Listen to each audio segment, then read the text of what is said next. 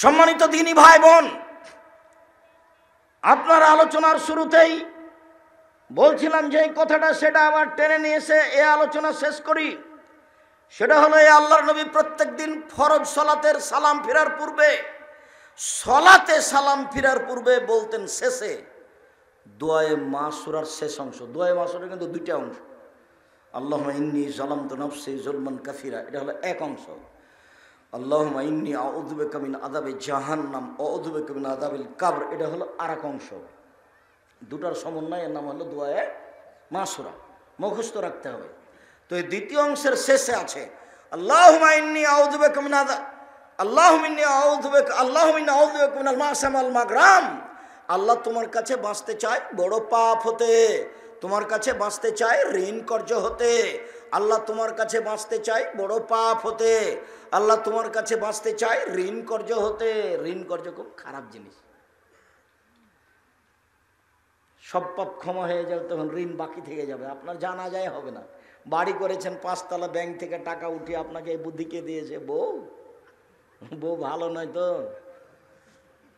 রাসূল সাল্লাল্লাহু আলাইহি সাল্লামকে একজন সাহাবী বললেন, আল্লাহর নবী, ইন আলিমতু আইয়ু শাইইন আফজাল, মাল হিসাবের কোনটা সবচেয়ে দামি সম্পদ, এটা যদি আমি বুঝতে পারি লানা তাকে যাও, তাহলে আমি এটা নিব। হ্যাঁ, এটা হলো দামি সম্পদ, এটা হলো দামি সম্পদ, আমি এটা নিব। বলেন তো আল্লাহ নবী কোনটা দামি সম্পদ? তখন আল্লাহ রাসূল বলছেন, শোনো শোনো শোনো শোনো, আফজালহু, সম্পদের সবচেয়ে দামি, সম্পদের মধ্যে সবচেয়ে দামি, শোনো শোনো, সম্পদের মধ্যে সবচেয়ে দামি এক, লিসানুন যাকির, ওই জিহ্বা, যে জিহ্বা সুবহানাল্লাহ আলহামদুলিল্লাহ আল্লাহু আকবার বলতে পারে। দাড়ি পাল্লাই সবচেয়ে ভারী নেকি ভালো আচরণ, দাড়ি পাল্লাই সবচেয়ে ভারী নেকি সুবহানাল্লাহি ওয়া বিহামদিহি সুবহানাল্লাহিল আযীম। কোনো বার নাই, যে যা পারে খালি নেকি লুটে নেবেন, ব্যাগ ভর্তি করে নেন। বয়স কিন্তু একদিন 40 চলে, কিন্তু 60। তার মানে দেখতে কি সময় শেষ হয়ে যাবে। সূরা ইখলাস 3 বার পড়েন, একবার কোরআন মাজিদ, 3 বার পড়েন, একবার কোরআন মাজিদ, ব্যাগ ভর্তি করবেন নেকি 3 দিনে। কোনো বাধা নাই, খালি নেকি আপনি লুটে নেন। আল্লাহুম্মা আনতা রাব্বি লা ইলাহা ইল্লা আনতা খালাকতানি ওয়া আনা আবদুকা ওয়া আলা আহদিকা ওয়া আহদিকা মাসতাতাতু আউযু বিকা মিন শাররি মা সানাতু আবু আলাকা বিনি'মাতিকা আলাইয়া ওয়া আবু বিযামবি ফাগফিরলি ফাইন্নাহু লা ইয়াগফিরু যুনুবা ইল্লা আনতা। সাইয়্যিদুল ইস্তিগফার সকালে পড়েন, সন্ধ্যা পর্যন্ত, মারা গেলে জান্নাত। আচ্ছা, আমাদের ছেলেরা কি নাই? ওই যে বাচ্চাটা চিলে ওখান থেকে দৌড়িয়ে চলে আসলো, তো কেউ তো তাকে ধরলো না। আমি তো অবাক হয়ে গেলাম। অন্তত 40 জন ছেলে থাকতে হবে গ্রামের, পাহারাদার হিসাবে থাকবে। পিপিলিকা গেলে ধরতে পারে যেন, পিপিলিকা, বাচ্চা তো বহু দূরের কথা। আমি তো অবাক হচ্ছে, এখানে ওই যে বাচ্চা ওখান থেকে চিল্লিয়ে চলে আসলো, তো গ্রামের ছেলেরা কই? তোমরা কি ছাই করতে এখানে জন্ম নিয়েছ? আজ তো তোমরা আমাদের সহযোগিতা করবা। কথা আমি মনে হয় বুঝাতে পারি না। আজকে তোমরা সহযোগিতা করো, পাহারা দাও এখান থেকে নিয়ে ওই শেষ পর্যন্ত। অন্তত 40টা ছেলে দাঁড়িয়ে থাকো। কতক্ষণ দাঁড়াবো? আমি কি আর আব্দুল্লাহ বিন ফজল যে ভোর পর্যন্ত বক্তব্য দিব? সম্মানিত দিনী ভাই বোন, আপনাকে এই বিষয়ে সতর্ক জানিয়ে বলতে চাচ্ছি, 9 ধরনের নফল সালাত খুব গুরুত্বপূর্ণ কথা, আমল করতে হবে। মরতে এসেছি, বাঁচতে আসিনি। এক, লিসানুন যাকির, সবচেয়ে দামি সম্পদ ওই জিহ্বা, যে জিহ্বা আল্লাহকে স্মরণ করতে পারে। 2, কালবুন শাকির, সবচেয়ে দামি সম্পদ ওই অন্তর, ওই কলিজা, ওই দেল, যে অল্পতেই সন্তুষ্ট। ছেলেকে বলেছে তাড়াতাড়ি বেগুন তুলে না বাজারে আয়, তো সকালে বেগুন ছিল 40 টাকা কেজি, 12টার দিকে ওটা 30 টাকা কেজি হয়ে গেছে। এখন সন্ধ্যা পর্যন্ত, রাত পর্যন্ত খালি বেটাকে গালি দিয়ে, এই তোকে তো বললাম যে সকালে আয়, তোকে যে বললাম সকালে আয়, সেটা 40 টাকা কেজি ছিল, এখন 30 টাকা হলো, তো দাঁত ভেঙে তুই সকালে আলি কেন? সালাত আদায় করেছি কিনা ওটা বাপের খেয়াল নেই। 30 টাকা যে কেজিতে পেয়েছে এটা তার খুশি নয়, 40 টাকা যে হয়নি খালি মন খারাপ। কালবুন শাকির, দ্বিতীয় দামি সম্পদ ওই অন্তর, যে অন্তর অল্পতেই খুশি। তোমারটা আমি বলি, বিলে মাছ মেরেছ দিয়ে ভাগে করো, আমরা চাঁপাইনবাবগঞ্জের মানুষ, তাই ভাগ লাগো ভাগ লাগো ভাগ লাগো, তো ভাগ লাগিয়েছে, তো বড় মাছটা ওই ভাগে পড়েছে। তখন আপনার মনটা চাচ্ছে ওইটাই পাই যেন, ওইটাই যেন নিই, ওইটাই যেন নিই। যদি না পান তাহলে গন্ডগোল লেগে যাবে। তখন বলছে লটারি কর, লটারি কর, লটারি কর। মন যেটা চাচ্ছে সে ওটা খুব খারাপ মন। আল্লাহ নবী বলছেন পৃথিবীর মানুষ চারটা জিনিস থেকে বেঁচে থাকতে চায়, বলিও আল্লাহুম্মা ইন্নী আউযু বিকা মিন কলবিন লা ইয়াখশা, ওই অন্তর চায় না যে অন্তর ভয় করে না। অমিন নাফসিন লা তাসবা, ওই আত্মা চায় না যে আত্মা তৃপ্তি পায় না, তৃপ্তি লাভ করে না, এটা চায় না। অমিন দুআতিন লা ইস্তাজাবু লাহা, ওই দোয়া করতে চায় না যেটা কবুল হয় না, ওই দোয়া করতে চায় না যেটা কবুল হয় না। এসব কথাগুলি আল্লাহ নবী দিন রাত বলতেন।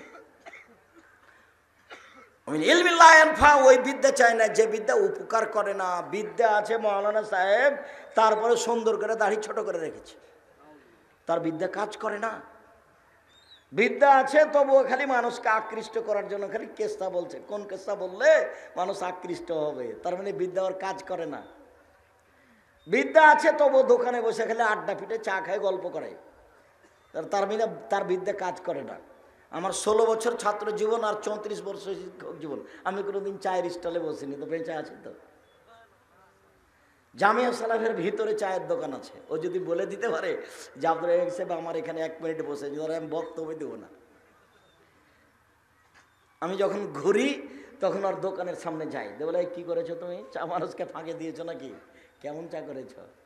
যদি আমি চাটা দেখি যদি নষ্ট হয়েছে তাহলে আমি ওর টাকা দিয়ে চলে যাই, ওটা আমি চা খাই না ওখানে। এই ছেলেরা তোমরা একটা কাজ করবে মাঝে, বুঝো না, যে গরিব মানুষ চানাচুর বাদাম বিক্রি করতে এসেছে, তুমি 20 টাকার বাদাম নিয়েছো, নিয়ে তখন বাদামটিও রেখে দাও, 20টা টাকাও দিয়ে দাও। ও যেন বুঝে যে তুমি মন খারাপ করে রাখোনি। প্রমাণ বুখারী মুসলিমের হাদিস, এতে তোর অনেক বড় উপকার হবে। একজন সাহাবী জাবের উঁটে চড়ে আসছেন, তো ঘোড়ায় চড়ে আসছেন, তো উঁটটা খুব অচল হয়ে গেছে। তখন আল্লাহ রাসূল বলছেন কি ব্যাপার, তুমি এত পিছনে পড়েছো কেন। বলে আমার উঁটটা অচল হয়ে গেছে, একবারই চলে না। আচ্ছা তাই, 2-3 থাবা লাঠি লাগালেন, এই যে চললো খুব জোরে। তো কিছুক্ষণ পর আল্লাহ রাসূল বলছেন আমার কাছে বিক্রি করে দাও না। তো সে বিক্রি করে দিব, বিক্রি করে দাও। আচ্ছা ঠিক আছে, আমাকে বাসা পর্যন্ত চলার অনুমতি দেন, আমি আপনার কাছে বিক্রি করে দিলাম। এবার বাড়ি পৌঁছে গেছে, তখন উনি উঁটটা নিয়ে রাসূলের কাছে গেছেন। তখন আল্লাহ রাসূল সাহাবীকে বলেন, এই আনাস শোনো, উঁটও দিয়ে দাও, টাকা দিয়ে দাও। কিছু আমল করতে হবে না। গরিব মানুষজন কিছু বিক্রি করতে আসে, তখন নিয়ে সহযোগিতা করিয়েন, খালি ওদেরকে বিদায় করেন না। অত বিদায় করবেন কেন। আর আমি তো বহুবার বলেছি, বাড়ি থেকে বের হলে খুচরা টাকা নিয়ে বের হতে হবে। দিন রাত বলবেন না ফকিরকে মাফ করো, মাফ করো, মাফ করো। তুমি তোমার মাকে বলে দিয়ে, এটা আমি বলেছি, আপনি আপনার স্ত্রীকে বলে দেবেন, এই 100 টাকা খুচরা টাকা আমার পকেটে দিয়ে তো, খালি 500 টাকার নোট পকেটে থাকে, 1000 টাকার নোট ফকির চাই তো আর আমি দিতে পারি না, খালি বলি মাফ করো, তো আমি যেন খুচরা টাকা দিতে পারি। প্রতিদিন এভাবে বউকে বলে রাখবেন, স্ত্রীকে বলে রাখবেন, তুমি তোমার মাকে বলে রাখবে, ঠিক অভ্যাস করো। আলিয়াদুলিয়া খারুমিয়াদি সোফলা, দেওয়া হাতটা ভালো নেওয়া হাতের চেয়ে, আল্লাহ নবী বলছেন বুখারী মুসলিম, দেওয়া হাতটা ভালো নেওয়া হাতের চেয়ে।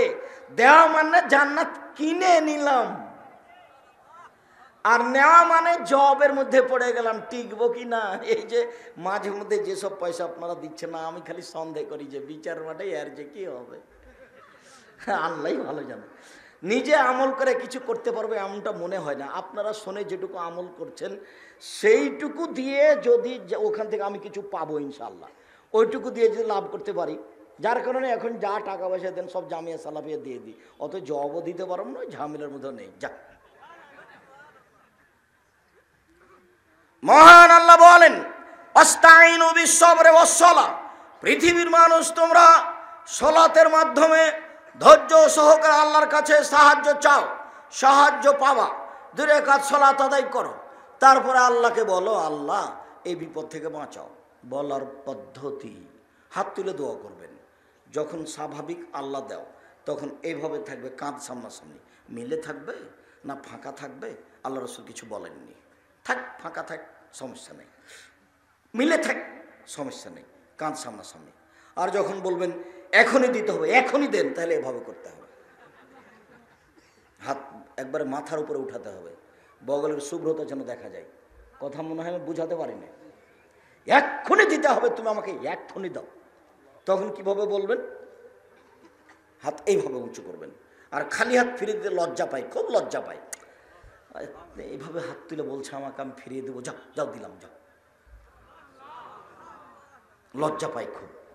হাত তুলে দোয়া নামাজের পরে হয় না যে, ওটা বিদাত। সেই জন্য সলাতের পরে, জানাজার পরে, সভা সমিতির পরে, ঈদের মাঠে এগুলো হলে বিদাত হবে, গুনাহ হবে। কেন? ওটা রাসূলের পদ্ধতি নয়, এই জন্য। আর চাওয়ার জন্য আগে ইসমে আজম পড়বেন। ইসমে আজম, ইসমে আজম কি? আব্দুর রাজ্জাক সাহেব, আল্লাহুম্মা ইন্নী আসআলুকা বিআন্নাকা আনতাল্লাহ লা ইলাহা ইল্লা আনতাল আহাদুস সামাদুল্লাযী লাম ইয়ালিদ ওয়া লাম ইউলাদ ওয়া লাম ইয়াকুল লাহু কুফুয়ান আহাদ। কোথায় আছে? দোয়ার বইয়ে আছে, আরো কোথায় কোথায় আছে, সলাতের বইয়ে আছে। তো এটা যদি না মুখস্থ থাকলে, তাহলে এটা যদি মুখস্থ না থাকে, তাহলে দোয়া ইউনুস, ওটা হলো ইসমে আজম। লা ইলাহা ইল্লা আনতা সুবহানাকা ইন্নী কুনতু মিনাজ জালিমিন। এটাও যদি না থাকে, তাহলে সূরা ফাতিহার প্রথম 3 আয়াত, আলহামদুলিল্লাহি রাব্বিল আলামিন আর রহমানির রহিম মালিকি ইয়াউমিদ্দিন, বাস। এরপরে দুরুদ, দুরুদে ইব্রাহিম। এরপরে বলেন, আল্লাহ দিনাজপুর শহরে কিছু জমির ব্যবস্থা করে দাও, বাড়ি করে থাকবো, খাবো। আল্লাহ একটা ভ্যানের ব্যবস্থা করে দাও, ঢাকা শহরে একটা বাড়ির ব্যবস্থা করে দাও, যেটা প্রয়োজন, যা প্রয়োজন সেটা বলবেন। তাহলে 1 নম্বরে কি পড়তে হবে? ইসমে আজম। 2 নম্বরে কি পড়তে হবে? দুরুদে ইব্রাহিম। আহা, সূরা ফাতিহার 3টা মিলে একটা, মানে যেটা করবেন সেটাই হয়, ওইটা না হয় এটা, না হয় এটা। বোঝা যায়নি কথা? তাহলে 3টার যে কোনো একটা। তারপর দ্বিতীয়টা হলো দুরুদে ইব্রাহিম, আর তৃতীয়টা হলো নিজের কথা, মানে হলো বলার পদ্ধতি। বোঝা যায় না মনে হয়? মানে আল্লাহকে যে কিছু বলবেন, তো কি পদ্ধতি অবলম্বন করবেন? সম্মানিত দিনী ভাই বোন, মহান আল্লাহ বলেন, তোমরা 2 রাকাত সালাত আদায় করে আল্লাহর কাছে সাহায্য চাও। উকবা ইবনে আমির রাদিয়াল্লাহু তাআলা আনহু বলেন, রাসূল সাল্লাল্লাহু আলাইহি সাল্লাম বলেছেন, যে কোনো মুসলিম পুরুষ নারী যদি সুন্দর করে ওযু করে 2 রাকাত সালাত আদায় করে, মনে মনে কথা না বলে, তাহলে ওয়াজাবাত লাহুল জান্নাহ, সে জান্নাতে যাবেই যাবে। আল্লাহু আকবার বলার সাথে সাথে অনেক কথা মনে আসবে। দিনাজপুর, রংপুর, আত্মীয় স্বজন, বেটি, ভালোবাসা সব চলে আসবে। কাজে খুব শক্ত হয়ে থাকতে হবে, আসে না যেন ভিতরে। আর জোর করে যদি শয়তান ভিতরে ঢুকতে চায়, তাহলে বলবেন নাউযুবিল্লাহি মিন যালিক। আরও যদি ভিতরে ঢুকতে চাই, তাহলে বলবে নাউযুবিল্লাহি মিন যালিক। ওকে ঠেকাতে হবে। ও খালি ঠেলে নিয়ে বেড়াচ্ছে। বুকে হাত বাঁধার পরে একটু পরে দেখবেন, আরে আমি তো সলাতের মধ্যে নেই, কোথায় যা আছি। অনেকক্ষণ পরে মনে পড়েছে। সুন্দর করে ওযু করলো, মানে প্রত্যেকটা অঙ্গ 3 বার করে ধুলো। সুন্দর ওযু, তার নাম সুন্দর করে ওযু। কেউ যদি সুন্দর করে ওযু করে, মসজিদে গিয়ে সালাত আদায় করে, বসে বসে তাসবিহ তাহলিল করে, পায়ে হেঁটে মসজিদে যায়, এই 3টা যদি কাজ করে, তাহলে ও হয়ে যায় ও সেই দিনের মতো যেদিন তার মা তাকে জন্ম দিয়েছে। নিষ্পাপ হয়ে যায়। আল্লাহ নবী এইখানে এই কথাটা বলেছেন।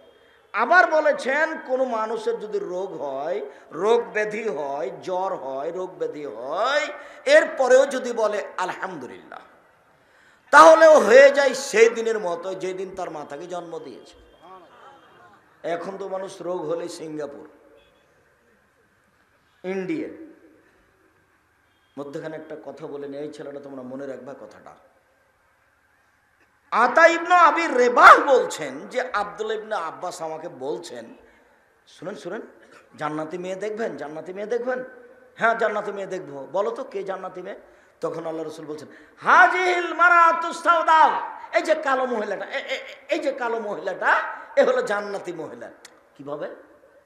আতাতিন নবী সাল্লাল্লাহু আলাইহি সাল্লাম, এই মহিলা এসেছিল নবীর কাছে, এসে বলছে, ইন্নী উসরেও ওয়া ইন্নী আতাকাশাফ, আল্লাহর নবী আমার মির্গি রোগ, আমি উল্টে পড়ে যাই। আল্লাহ নবী আমি কাপড় চোপড় খুলে ফেলে দিই। তো ফাদুলি, আপনি একটু আল্লাহর কাছে দোয়া করেন না আমার জন্য। তখন আল্লাহ রাসূল বলছেন, শুনেন, আল্লাহ রাসূল বলছেন, ইন শি'তি সাবরতি ওয়ালাকিল জান্নাহ, তুমি যদি ধৈর্য ধারণ করো তাহলে জান্নাত হবে। ওয়াইন সেতি দাওয়াতুল্লাহ, আর তুমি যদি চাও আমি আল্লাহর কাছে দোয়া করব তুমি ভালো হয়ে যাওয়া। তখন মহিলাটা বলছে আসবেরো, ঠিক আছে, আমি অসুখ বেসুখের উপরে, রোগ ব্যাধির উপরে ধৈর্য ধারণ করলাম, তবে আপনি একটু আল্লাহকে বলেন আল্লাহ আতাকাশাফ, আমি যেন কাপড় চোপড় খুলে না ফেলি। তখন আল্লাহ রসুল বলছেন আচ্ছা ঠিক আছে, আমি তোমার জন্য দোয়া করছি, আল্লাহর তোমার এই ব্যবস্থা করে দিবেন, তুমি আমার কাপড় চোপড় খুলে ফেলবা না, তবে তুমি জান্নাতি। ধৈর্য ধারণ করতে পারলেন। তো আব্দুল্লাহ ইবনে আব্বাস বলছেন যে আপনি দেখবেন জান্নাতি মহিলা দেখবেন? হ্যাঁ দেখান তো দেখি। বলে এই কালো মহিলাটা। হাদিস মুসলিম। 2020 সালের করোনা ভাইরাসকে লক্ষ্য করে আমাদের বক্তব্য চলছে ধারাবাহিক, একবারে পবিত্রতা থেকে শুরু করে, তাতে এখন পর্যন্ত আমরা আছি জানাজার সলাতে। যারা তোমরা ইউটিউবে দেখছো বাইতুল হাম জামে মসজিদের খুতবা হিসাবে, তারা আমরা এখন এখানে আছি। আরও আমাদের ধারাবাহিক কয়েক জুমা লেগে যাবে জানাজার সলাতে, তারপরে আমরা অন্য আলোচনায় যাব। ধারাবাহিক দেখতে চান অনলাইন আল ইতেসাম টিভিতে দেখতে হবে, জামিয়া সালাফের পক্ষ থেকে অনলাইন আল ইতেসাম টিভি। তাহলে 2020 সালের করোনা ভাইরাসকে লক্ষ্য করে ধারাবাহিক যত আলোচনা আছে জুমার, সব আলোচনা পেয়ে যাবেন। একটা না একবারে পবিত্রতা থেকে শুরু হয়েছে 2020 সালের করোনা ভাইরাসকে লক্ষ্য করে। 2020 সালের করোনা ভাইরাসকে আমি বলেছি এটা ছোঁয়াচে রোগ নয়, প্রমাণ দিয়েছি। আমি বলেছি এটা মহামারী নয়, প্রমাণ দিয়েছি। এটা কি তাহলে? এটা বালা, এটা মুসিবত, এটা বিপদ। কি করতে হবে?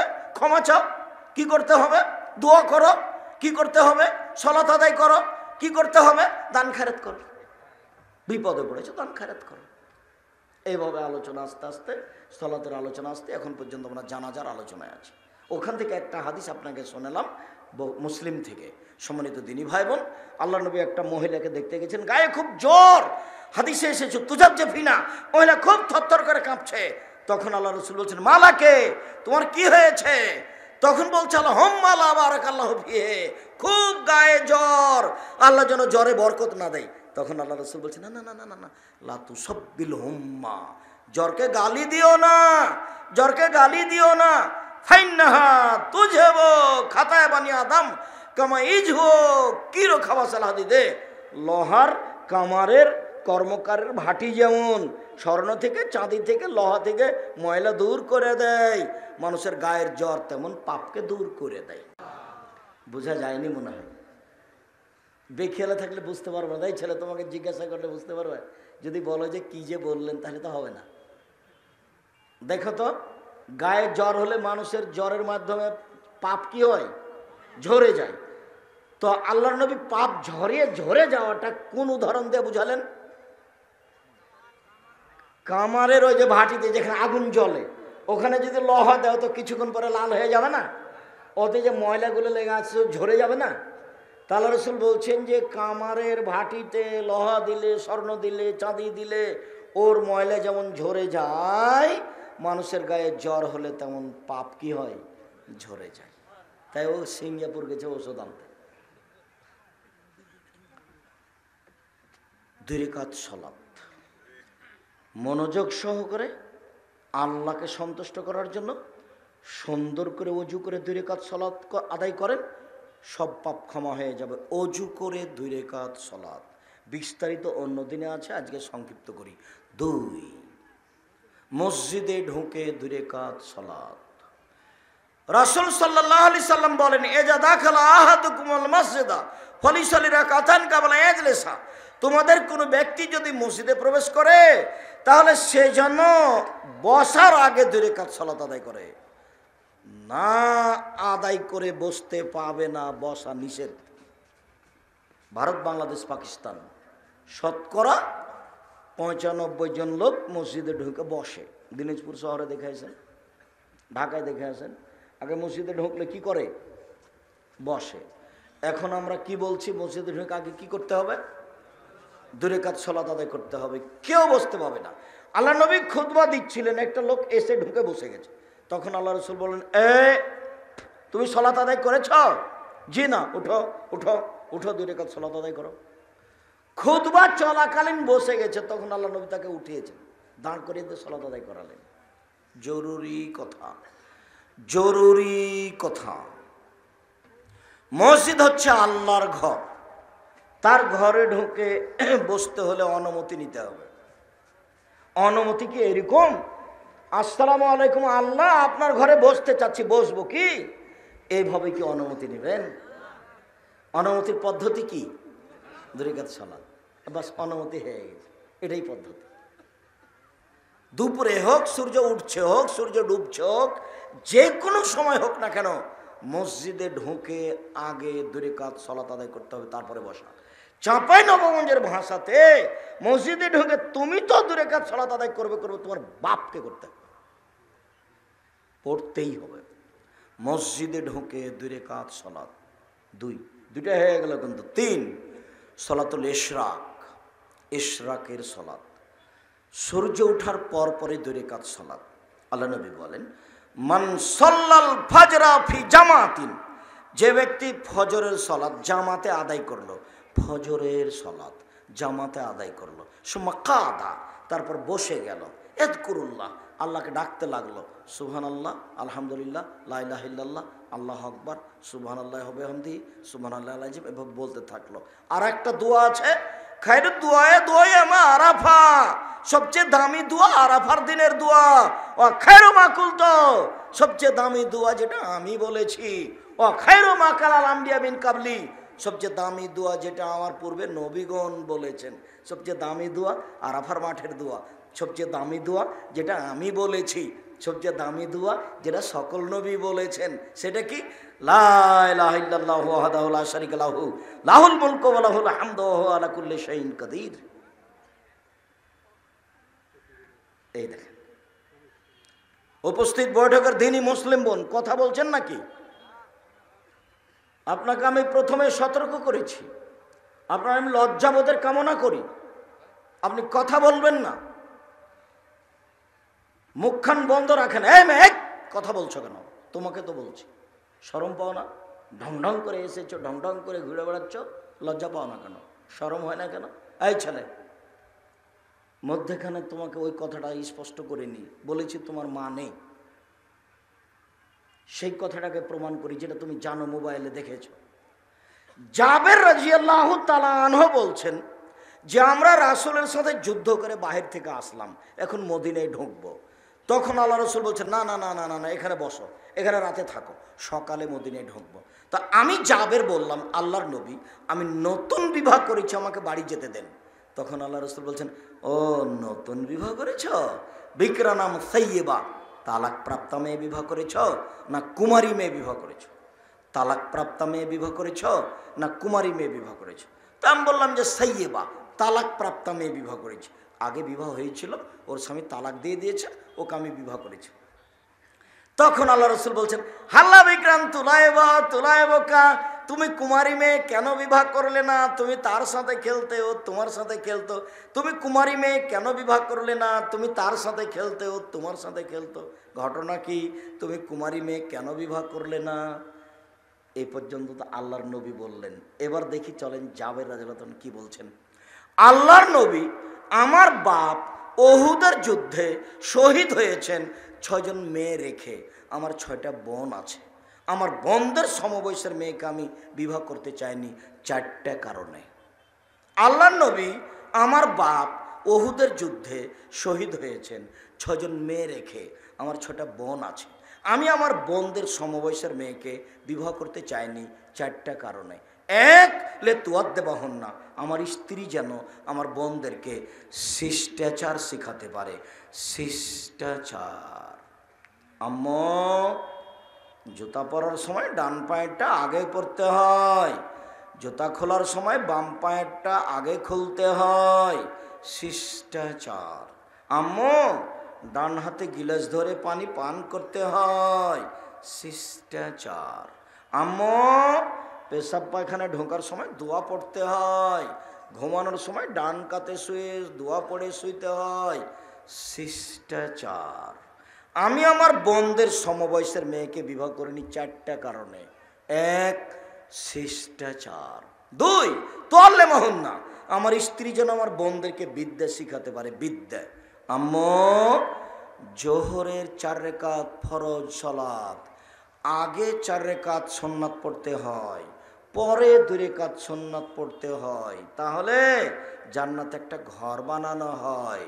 আম্মু আগে 4 পরে 4, জোহরের 8 রাকাত সুন্নাত পড়লে জাহান্নাম হারাম হয়ে যায়। বিদ্যে 3 তুরাজ্জালাহুন্না, আমার স্ত্রী যেন আমার বোনদের মাথার চুলকে চিরুনি করতে পারে, পরিপাটি করে রাখতে হবে, সাজগোজ করে রাখতে হবে। এই কারণে আমার বোনদের সমবয়সের মেয়ে আমি বিবাহ করিনি। 4 ও তাকুম আলাইহিন্না, আমার স্ত্রী যেন আমার বোনদেরকে পাহারা দিতে পারে। আমার স্ত্রী পাহারাদার, তোমার মা তোমার জন্য, তোমার বোনের জন্য পাহারাদার। এখন তোমার বোন মাথায় কাপড় না দিয়ে শীতের দিনে দাঁড়িয়ে আছে এখন রাস্তার উপরে, বলো তোমার মা পাহারা দিচ্ছে? এটা তোমার মা নয়, এটা তোমার খালা, নাহলে সৎ মা। এটা তোমার মা নয়। মা কাকে বলে ও সে জানে না। তোমার মাথায় কাজা চুল আছে, তার মানে তোমার মা নেই। তুমি কিভাবে প্রমাণ করো? তোমার বাপ কিভাবে প্রমাণ করবে আমার স্ত্রী আছে? দেখি আজকে বক্তব্যের পরে তোমার বাপকে আমাকে সালাম দিতে বলিও, আর তুমি আসিও সামনে এসে বলে যে আমার মা আছে, এ দেখেন আমার মাথায় বড় বড় চুল, কাজা। কাজা বুঝো? চতুর্দিক চাঁচা আছে, উপর দিক কি আছে? ছাতা হয়ে আছে। তুমি বলবে যে আব্দুর রাজ্জাক সাহেব, এ দেখেন আমার মাথায় ছাতা চুল আছে, আমার মাও আছে। আমি তো না করেছি, তুমি এখন কি দিয়ে প্রমাণ করবা? যদি ছাতা চুল থাকে তাহলে তোমার মা নেই। তোমার বোন যদি এখানে মাথায় কাপড় না দিয়ে বসে থাকে তাহলে তোমার মা নেই। তোমার মাকে আল্লাহ নবী কি বলেছেন? পাহারাদার। বুঝা যায় না মনে হয়? পাহারাদার। তোমাদের এখানে একটা লোক ধনী মানুষ একটা ইন্ডাস্ট্রি খুলেছে বড়, তো ওখানে একটা পাহারাদার আছে। তো সকালে শুনেছে যে 1 ঘন্টা ঘুমিয়েছিল 10 মিনিট, তখন তোর হবে না রে, তুই যা। যে ঘুমায় সে পাহারাদার নয়। তো তোমার মা কিসের পাহারাদার? হাদিস তো বুখারী মুসলিম। ভুল বুঝেছ, তোমার মা তোমাদের সংসারকে কবর দিয়েছে। তোমার মা তোমার বাপের সংসারকে কবর দিয়েছে। তোমার বাপও জানে না স্বামী কাকে বলে। চোখ যেভাবে ঘুরে বউ সেভাবে চলে, তার নাম ক্ষমতা। চোখ যেভাবে বলে চলে ঘুরে বউ সেভাবে চলে, তার নাম ক্ষমতা। স্বামী হলে 5টা জিনিস লাগে। 1, যে মানের খাচ্ছেন সে মানের খাওয়াবেন। 2, যে মানের পড়ছেন সে মানের পড়াবেন। 3, কখনো কটু কথা বলবেন না। বলতে পাবেন না তোমার ঠোঁটটা কালো, বলতে পাবেন না তোমার রংটা কালো, এ কথা বলতে পাবেন না। বললে 10 বছর আপনাকে ভালোবাসবে না, ভালোবাসার তৃপ্তি সব উঠে যাবে। 4, মুখের উপরে মারবেন না। 5, নিজের বাড়ি ছাড়া কোথাও থাকতে দিবেন না। খালার বাড়ি যেতে পারে না, ফুফুর বাড়ি যেতে পারে না, মায়ের বাড়ি যেতে পারে না, জরুরি প্রয়োজন ছাড়া বাড়ি ত্যাগ করতে পারে না, দুর্ঘটনা ছাড়া। বিবাহের বাড়ি তো বহু দূরের কথা। চাঁপাইনবাবগঞ্জে একটা শব্দ আছে ডুলি বিবি, আর একটা শব্দ আছে থোবড়া। আমি বলেছি ডলি বিবি আর থোবড়া শব্দে পেশাব করে দাও, দিয়ে ভুলে যাও দুনিয়াতে ডুলি বিবি শব্দ আর নেই, দুনিয়াতে থোবড়া শব্দ নেই, এগুলো বাতিল। চাঁপাইনবাবগঞ্জ জেলাতে বিবাহের এমন একটা কাজ নাই যেটা জায়েজ, শুরু থেকে শেষ পর্যন্ত সবই হারাম। এইটা ঠাকুরগাঁও দিনাজপুর থাকতে পারে ভালো, ভালো আবার কি আছে, এটা আরো বোকামি। ওই যে আমার গাইবান্ধার ঘটনা জানা আছে, বৃহত্তর রংপুর, দিনাজপুর, লালমনিরহাট, নীলফামারী, কুড়িগ্রাম, পঞ্চগড়, ঠাকুরগাঁ, গাইবান্ধা, বগুড়া, এসব নীতি জানা আছে। ওই মহিলার কাছে বিবাহ পড়াতে গেছে, গিয়ে বলছে অমুক এত নগদ এত বাকি তোমাকে বিবাহ করতে এসেছে, তুমি তাকে স্বামী সত্ত্বে কবুল করো। তখন বলছে কবুল করলো, মেয়েটা বলছে যে কবুল করলাম। 3 বার হলো। তারপর লোকগুলি ওইখানে আসলে যেখানে বরযাত্রী বসে আছে ওখানে এসে দাঁড়িয়ে আছে, তখন বসে থাকা লোকগুলি বলছে যে আপনারা কে? তখন বলছে আমরা এই বিবাহের উকিল। মেয়ে কবুল করেছে? জি করেছে। আপনারা শুনেছেন? জি শুনেছি। তাহলে বসেন। মনে হয়েছে এক পাগলামি কারবার, হিন্দুদের বিবাহ লেগেছে, কলার গাছের চতুর্দিকে ঘুরে মানুষ পাগল হয়ে গেছে, ধর্ম পাগল হয়ে গেছে। এইরকম ভাবে দাঁড়িয়ে কিছু বলা, মেয়ের কাছে বিবাহ পড়ানোই হারাম। দেখি কোন মায়ের বেটা প্রমাণ করতে পারে মেয়ের কাছে বিবাহ পড়াতে হবে। মেয়ের কাছে বিবাহ পড়ানোই হারাম। আমি বলেছি কাজী সাহেবকে যে আপনার খাতাতে যে পাতাগুলি আছে সেই পাতাগুলিতে টয়লেট পেপার হিসেবে ব্যবহার করতে হবে। কাজী খেপে গেছেন, যেই না আমি যেটা বলছি সেটাই ভুল। ঠিক, আপনি যেটা বলছেন সেটা ভুল। কেন? আপনার খাতাতে 4 জন সাক্ষীর কথা আছে। শুধুমাত্র দুনিয়াতে জেনা প্রমাণ করতে হয় 4 জন দিয়ে, বিবাহের জন্য 2 জন সাক্ষী। ভুল বুঝতে পারলেন না মনে হয়, ভুল বুঝতে পারেননি মনে হয়। খাতাতে কয়জন সাক্ষী আছে? চারজন। কি প্রমাণ করতে চারজন লাগে? জেনা। তো আমি বিবাহ দিচ্ছি তো জেনা প্রমাণ করছি নাকি? তো চারজন কেন? দুইজন লাগবে, কোনো পক্ষ নেই, বাস দুইজন মুসলমান। লা নেকাহ ইল্লা বে শাহেদায় নে, দুজন সাক্ষী ছাড়া বিবাহ নেই। ওলা নেকাহ ইল্লা বে ওয়ালিন, ওয়ালি ছাড়া বিবাহ নেই। সেখানে চারজন কেন? দেখি কে কথা বলে, কিয়ামত পর্যন্ত সময় থাকলো, ওই খাতায় বাতিল। চারজন সাক্ষী দিয়ে কি প্রমাণ করতে হয়? যে না, শুধুমাত্র পৃথিবীতে একটাই জায়গাতে চারজন সাক্ষী লাগে, সেটা কি? জেনা। আপনি নিজেই স্ত্রীকে আরেকজনের সাথে জেনা করতে দেখেছেন, যদি চারজন সাক্ষী পেশ করতে না পারেন তাহলে মুখ বন্ধ করে থাকেন, কিছু বলতে পাবেন না। বললে আপনাকে ৮০ লাঠি পিটাবে, মুখ খুলতে পাবেন না। তার নাম ধর্ম, তার নাম জেনা। খুব ভয়াবহ ব্যাপার, আল্লাহর বিধান। উপস্থিত বৈঠকের মুসলিম বোন, আপনাকে সতর্ক করছি, জাহান্নাম বলতে নারী আর নারী, জাহান্নাম বলতে নারী আর নারী, জাহান্নাম বলতে নারী আর নারী। আল্লাহ রাসূল বলছেন, পৃথিবীর মানুষ শুনে রেখো, দুই শ্রেণীর মানুষ জাহান্নামে যাবে আমি তাদের দেখিনি। দুই শ্রেণীর মানুষ জাহান্নামে যাবে আমি তাদের দেখিনি। এক, জনগণ এক শ্রেণীর মানুষ, তাদের হাতে থাকবে লাঠি, গাভীর লেজের মতো, একদিক মোটা একদিক চিকন, ও দিয়ে তারা মানুষকে মারবে, এরা জাহান্নামে যাবে, আমি এদের দেখিনি। দুই, নিসাউন, মহিলা, কাসিয়াতুন, কাপড় পরে থাকে, আরিয়াতুন, উলঙ্গ। দেখেন এই ছেলে, তোমার মা এখন বসে আছে ছোট ব্লাউজ পরে, পেট দেখা যায়, পিঠ দেখা যায়। তোমার চাচা জানে, তোমার দাদা জানে, তোমার জ্যাঠো জানে, গ্রামের লোক জানে যে তোমার মায়ের পেটের অবস্থা কি। তিতা লাগে বেটা? তিতা লাগছে কেন? খারাপ লাগছে কেন? তোমার বাপকে কেন খারাপ লাগে না? আমি তো বলেছি, ৩২ বছর থেকে বলছি যে জামার ব্লাউজের হাত কি হবে? কবজি পর্যন্ত। নিচের দিকে কত দূর যাবে? কোমরের নিচে চলে যাবে। ১ গজ কাপড় দিয়ে আমি ২ গজ কাপড় দিয়ে আমি ব্লাউজ তৈরি করতে বলেছি। ৩২ বছর থেকে বলছি। তোমার মা ছোট ব্লাউজ পরে আছে কেন? এখন বসে আছে কেন? বসে আছে তোমার বাপ কাপুরুষ এই জন্য, তোমার বাপ কাপুরুষ এই জন্য, তোমার বাপ কাপুরুষ এই জন্য। স্বামী হওয়া লাগে, বিবাহ করলে স্বামী হওয়া লাগে, ক্ষমতা লাগে, ক্ষমতা, তার নাম স্বামী। তোমার বাপের কারণে তোমার মা জাহান্নামে গেছে এবং জাতিকে জাহান্নামে নিয়ে গেছে। আল্লাহ নবী বলছেন, মহিলারা শোনো, জাহান্নামে দেখছি শুধু নারী আর নারী, শুধু নারী আর নারী। তোমরা দান করে জাহান্নাম থেকে বাঁচো, জাহান্নামের অধিকাংশই নারী। শোনো, নিসাউন, মহিলা, কাসিয়াতুন, কাপড় পরে থাকে, আরিয়াতুন, উলঙ্গ, মমিলাতুন, পুরুষকে নিজের দিকে আকৃষ্ট করে, মাইলাতুন, তারা নিজেরা আকৃষ্ট হয়। যখন রাস্তায় চলে তখন কেন জানে কেমন কেমন করে, আনছান আনছান করে, একবার ডান দিকে যায়, একবার বাম দিকে যায়, একবার হাত নাড়ে, একবার পা ঝোলায়, একবার মাথার চুল নাড়ে, কেন জানি কেমন কেমন করে, আনছান আনছান করে। তার মানে ও পুরুষের দিকে আকৃষ্ট হয়েছে। লাইট খোলা ও জান্নাতে যাবে না, জান্নাতে তো যাবে না, যাবেই না, জান্নাতের গন্ধ পাবে না, যে গন্ধ 1 বছরের দূরত্ব পথ থেকে পাওয়া যায়। আল্লাহ রাসূল বলছেন, ইন্নাল মারাতা আওরাতুন, মহিলার হচ্ছে ঢেকে রাখা বস্তু। এই যা খারাজাত, যখন বাড়ি থেকে বের হয়, ইস্তাসরাফা শয়তান, শয়তান তখন তাকে খেপিয়ে তোলে, যার কারণে একবার ডান দিকে যায়, একবার বাম দিকে যায়, একবার ভাঁজ করে কথা বলে, একবার না হাত নাড়ে, একবার মাথার চুল নাড়ে, এটা শয়তান তাকে করায়। এ কথা রাসূল সাল্লাল্লাহু আলাইহি ওয়াসাল্লাম বলছেন। যার কারণে আল্লাহ রাসূল বলছেন, ইন্নাল মারাতা তুকবালু ফি সূরাতি শয়তান ও তুদবারু ফি সূরাতি শয়তান। মহিলারা শয়তানের বেশ ধরে আসে, শয়তানের বেশ ধরে যায়। মহিলারা শয়তানের বেশ ধরে আসে, শয়তানের বেশ ধরে যায়। মহিলারা শয়তানের বেশ ধরে আসে, মহিলারা শয়তানের বেশ ধরে যায়।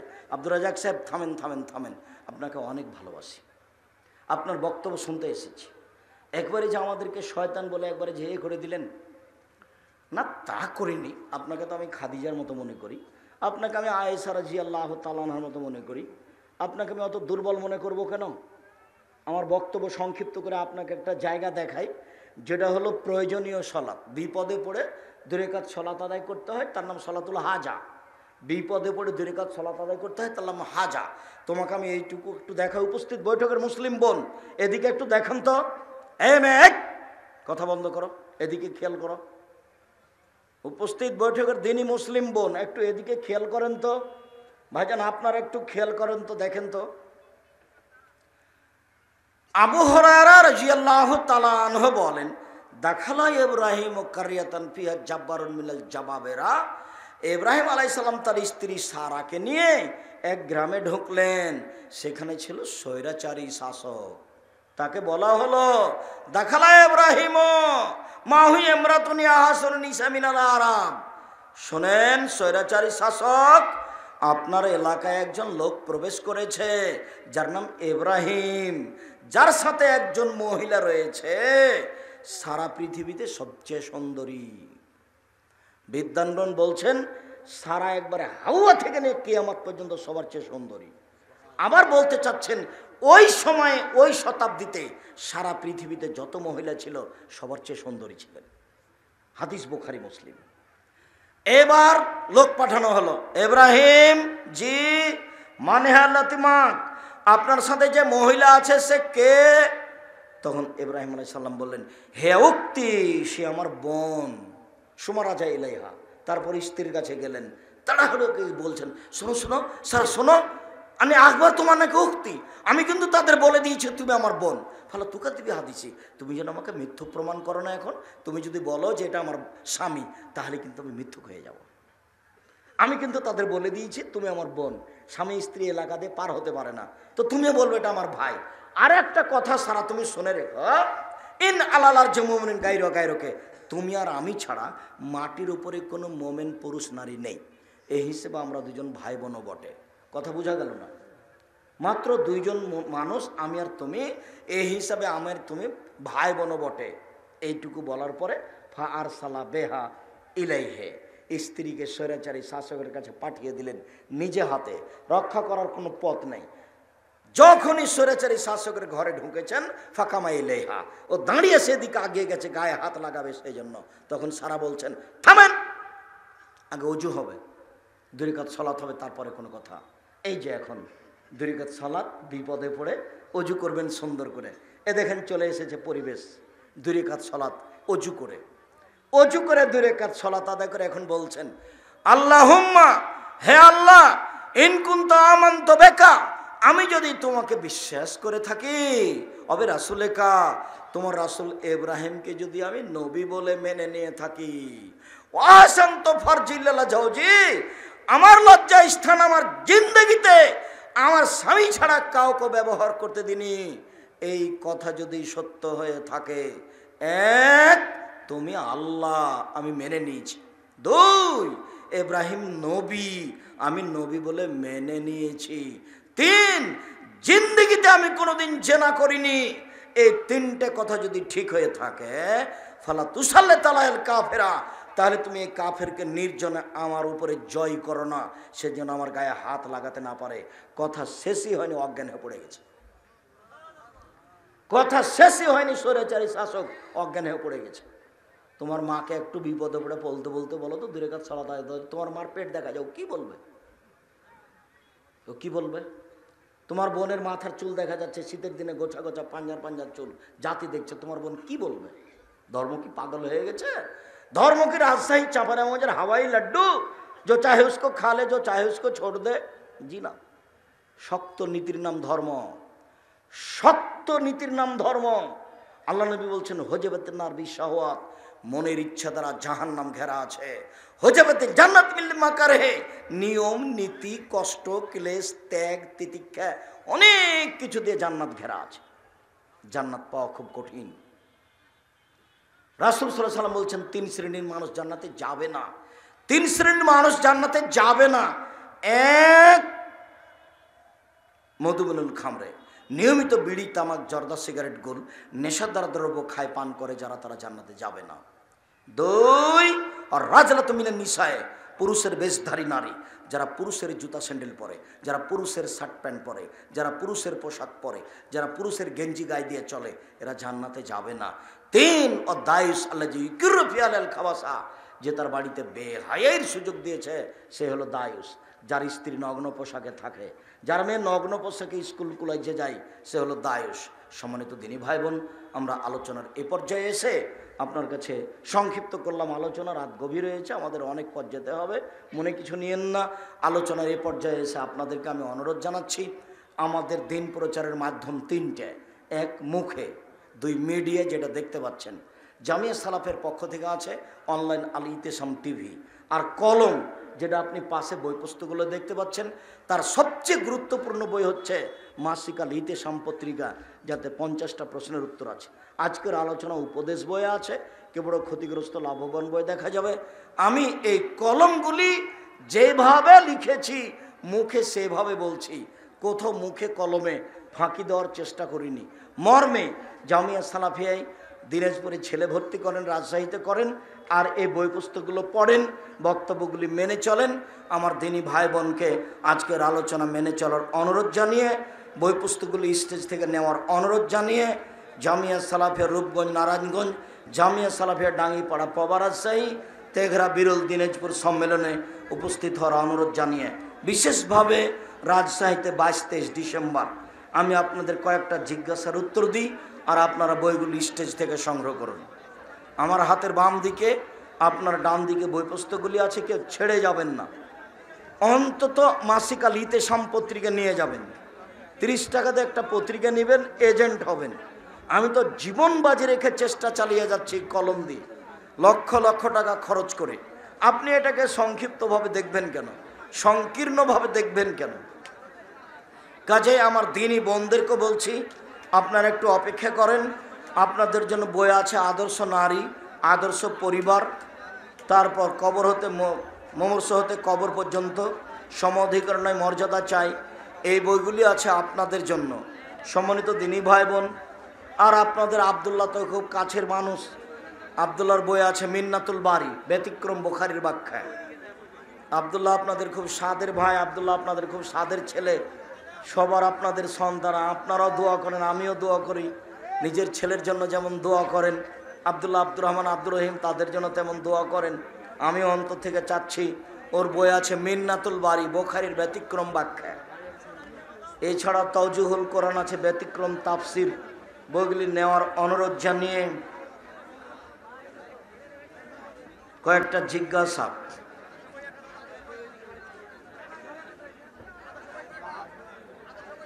ডাক্তার জাকির নায়েকের নাম দিয়ে তুমি ফুটবল খেলা জায়েজ বলছো। আচ্ছা, ওইটা থাক, কারো কথা বলে তুমি কথা বলো না। তুমি বড় 7.5 কিলোমিটার লম্বা করে পতাকাটা কেমন? তুমি বলো হাততালিটা কেমন? তুমি বলো লক্ষ লক্ষ কোটি কোটি মেয়েদের ল্যাংটা হয়ে নাচাটা কেমন? তুমি বলো এইসব কোটি কোটি টাকা খরচ হওয়াটা কেমন? কেউ একটা বললে তার নাম এখানে উল্লেখ করে বলবে না, তোমার বিবেচনার দাম দিতে হবে।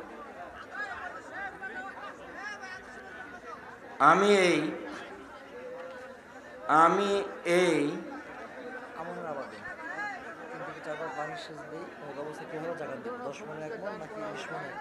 এখন যত উৎপাদন আছে রাজশাহী, চাঁপাইনবাবগঞ্জের কালায়, ঠাকরি কালায়, মাছ কালায়ের চাষ ব্যতীত সবে 20 মনে 1 মন, সবটাতে খরচ আছে। ওসর দিতে হবে 20 মনে 1 মন, সবটাতে খরচ আছে। আমি মুদির দোকান করি, সলাতের সময় হলে দোকানেই সলাত আদায় করি। বন্ধ করে মসজিদে যাওয়ার চেষ্টা করবেন। ব্যবস্থা না থাকলে, পাশে না থাকলে মসজিদে ঘরেই করবেন।